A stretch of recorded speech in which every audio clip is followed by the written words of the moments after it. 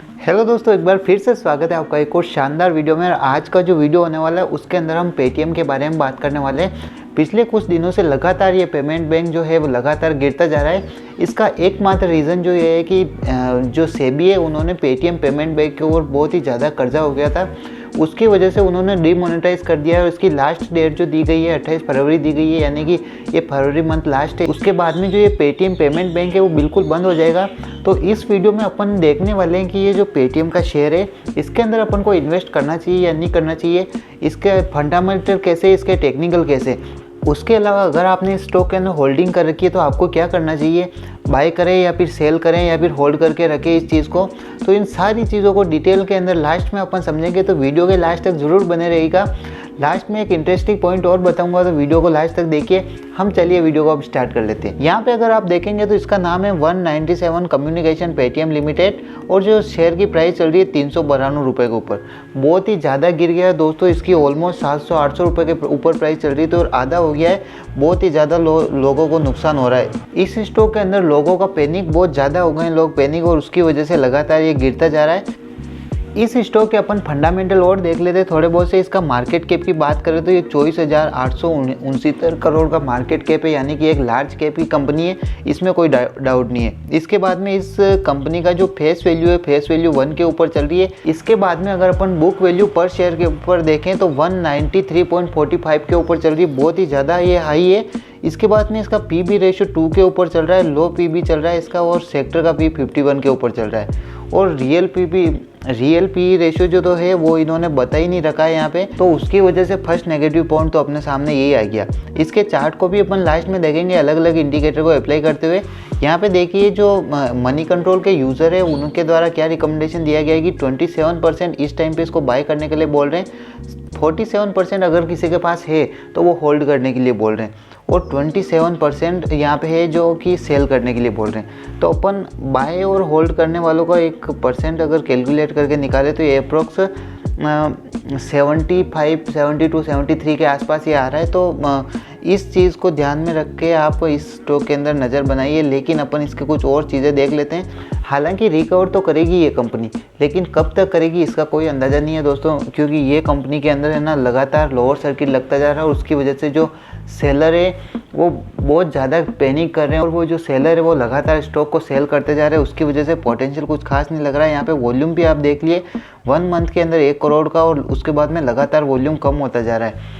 आज के दिन इसमें 45 लाख का वॉल्यूम ट्रेड हो रहा है, और अभी 9:46 हो रहे हैं। तो ऐसा नहीं है कि मार्केट ओपन ही हुआ है, अभी तक शाम तक वॉल्यूम भी बढ़ेगा इसके अंदर। यहाँ पे अगर आप देखेंगे सिर्फ 22% जो लोग इसको बाय करने का रिकमेंडेशन दे रहे हैं। मनी कंट्रोल के जो यूज़र है 78% जो लोग हैं वो इसको सेल करने का रिकमेंडेशन दे रहे हैं। यानी कि किसी को भी ये वाला स्टॉक इतना ज़्यादा पसंद नहीं आ रहा है, क्योंकि यार जो स्टॉक लॉस करा रहा है लोगों का वो क्यों पसंद आएगा किसी को भी, सिंपल सी बात है। अपन इसके रेवेन्यू को देख लेते हैं कि रेवेन्यू के अंदर क्या हाल हो रहा है। तो रेवेन्यू यहाँ पे देखिए क्वार्टर बेस के ऊपर तो लगातार बढ़ते ही जा रहा है, रेवेन्यू के अंदर तो कोई कमी नहीं आई है।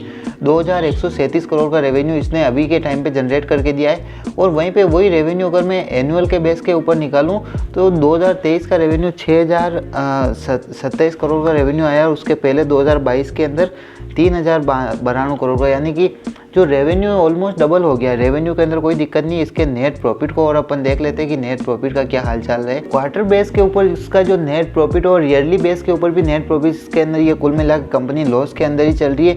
हालांकि लॉस के अंदर थोड़ी सी रिकवरी हुई है, लेकिन हमें लॉस वाली कंपनी के अंदर इन्वेस्ट करना ही नहीं है। सबसे बड़ी बात, सालाना इसका लॉस अभी जो चल रहा है 1855 करोड़ के अंदर, ये लॉस के अंदर है अभी ये कंपनी। बिल्कुल भी अच्छी नहीं लग रही मेरे को। बैलेंस शीट और देख लेते हैं। बैलेंस शीट के अंदर अपन को इसके करंट एसेट और लाइबिलिटी को देखना रहता है। तो यहाँ पे अगर आप इसके करंट लाइबिलिटी को यहाँ पे अगर आप देखेंगे तो लाइबिलिटी जो है ईयर ऑन ईयर बेस के ऊपर बढ़ती जा रही है। मार्च 22 के अंदर 2131 करोड़ की लाइबिलिटी थी, और अभी के टाइम पे 2879 करोड़ की लाइबिलिटी हो गई है, यानी कि खर्चे इसके बढ़े हैं। अब करंट एसेट और देखें अगर यहाँ पे तो 9177 करोड़ के एसेट पिछले साल थे, और 11827 करोड़ के एसेट इस साल है। यानी कि लाइबिलिटी के कंपैरिजन में एसेट तो बहुत ज़्यादा है, ये तो एक पॉजिटिव पॉइंट है ये। लेकिन वहीं पे लाइबिलिटी बढ़ती जा रही है, और एसेट और अगर लाइबिलिटी का कंपैरिजन करें तो इस हिसाब से ये एक पॉजिटिव पॉइंट है हमारे लिए। अब इस कंपनी के अंदर अलग अलग लोगों की होल्डिंग कितनी है उसको देख लेते तो जो FII है, FII ने इसके अंदर सबसे ज़्यादा होल्डिंग कर रखी है, 63% की FII की होल्डिंग है।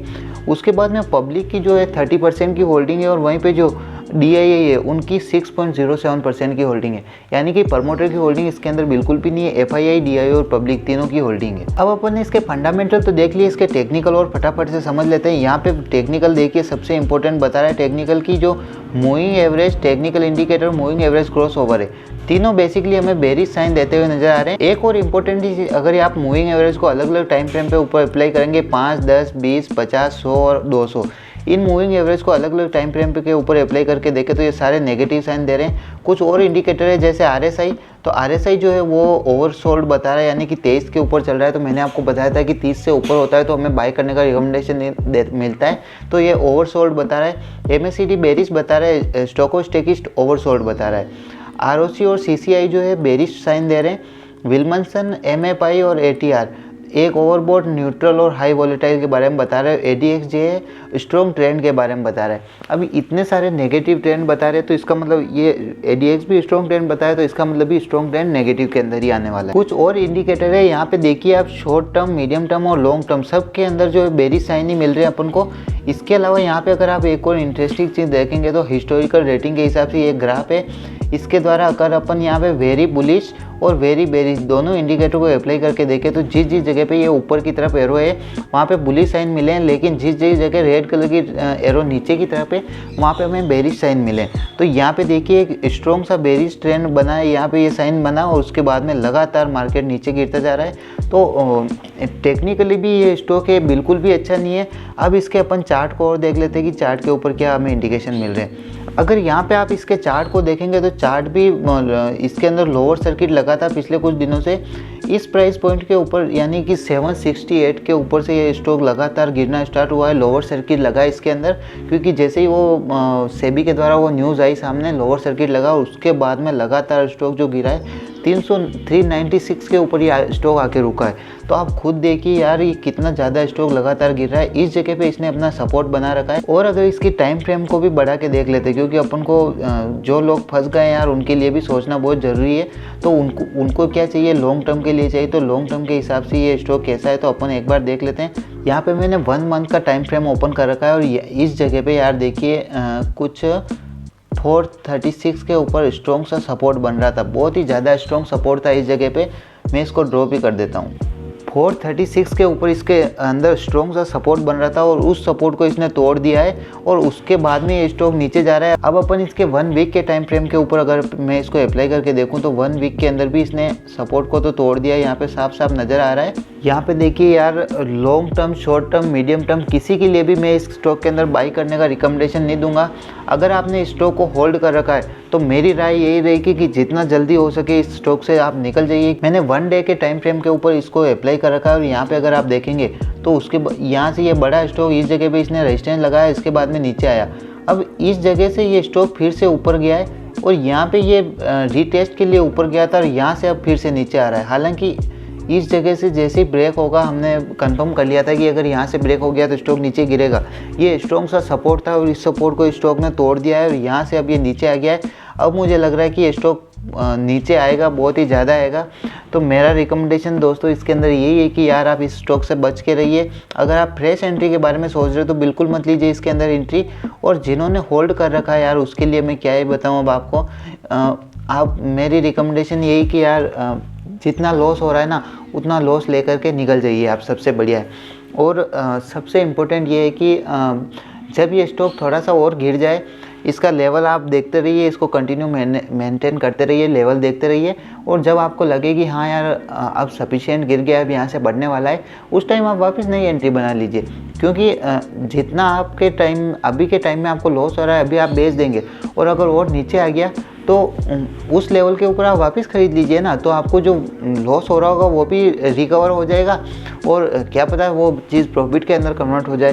तो फिलहाल के अंदर ये स्टॉक के अंदर मेरा रिकमेंडेशन बिल्कुल भी नहीं है। मैं यही कहूँगा कि इस स्टॉक को अवॉइड कीजिए। लॉन्ग टर्म, शॉर्ट टर्म और मीडियम टर्म तीनों जने अवॉइड कीजिए। आई होप वीडियो आपको पसंद आया होगा। कुछ डाउट रहा है तो कमेंट बॉक्स में पूछ लीजिए, मैं इसके आंसर देने की पूरी कोशिश करूँगा। थैंक यू सो मच दोस्तों वीडियो को यहाँ तक देखने के लिए। हम मिलते हैं दोस्तों बहुत जल्दी अगले वीडियो में, तब तक के लिए जय श्री राम।